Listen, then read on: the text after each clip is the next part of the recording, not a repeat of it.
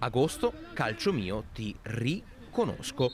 E già, perché mai come quest'anno serve rifare conoscenza con le sensazioni, il ritmo partita e le fatiche del calcio giocato.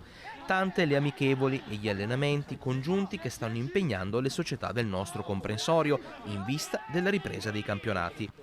Il Bassano di Mister Maino esce sconfitto contro il Cavarzano, padroni di casa in vantaggio con Fontana, poi raggiunti da Scalco, giallorossi avanti con Zuin, ma nel secondo tempo arriva il pari dei bellunesi con Mastellotto e la rete della vittoria con Paier. Salendo di categoria, vince e convince la luparense di Nicola Zanini, battuto l'Abano con un perentorio 4-0 sul sintetico di Arsego.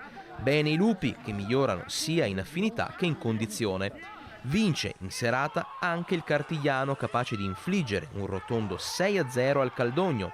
Sugli scudi Budra, Di Gennaro, Pelizzer, Mattioli, Zanini e il nuovo arrivato Preknikai. Vittoria rotonda anche dell'Union Eurocassola, che si impone 3-1 sull'Istrana.